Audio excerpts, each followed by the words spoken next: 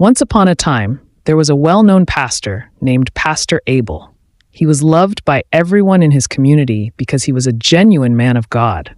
One day, Pastor Abel was invited to preach at a program in another town.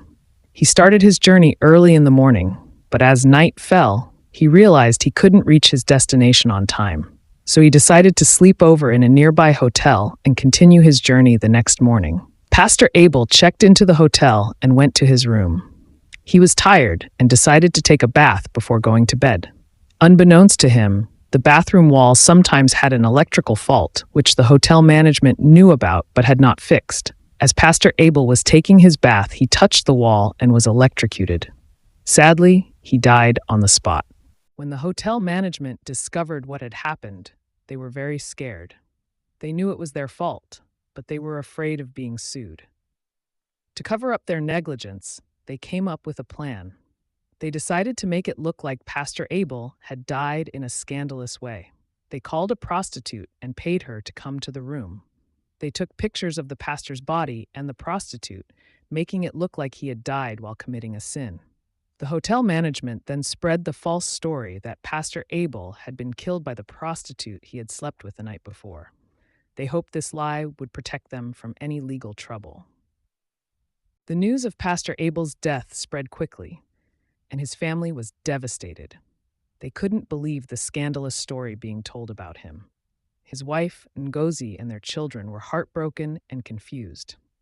They knew Pastor Abel was a man of integrity and couldn't understand how such a thing could happen. Meanwhile, the hotel management was on edge. They thought their plan would protect them, but they were constantly worried that the truth might come out. They knew that if anyone discovered their lie, they would face severe consequences. The guilt and fear of being exposed weighed heavily on them. The prostitute, Amaka, was also troubled. She had taken the money from the hotel management, but she felt guilty about being part of the cover-up. She knew that Pastor Abel was innocent and that his family was suffering because of the lie.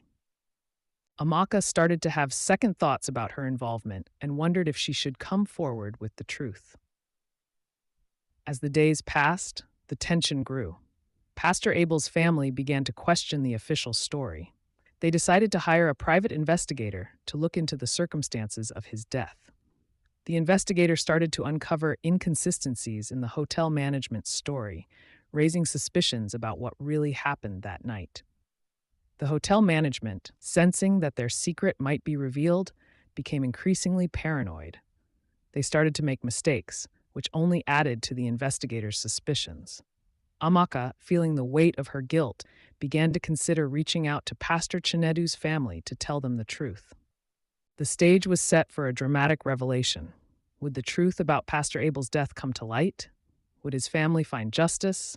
And what would happen to the hotel management and Amaka if the real story was exposed? To be continued.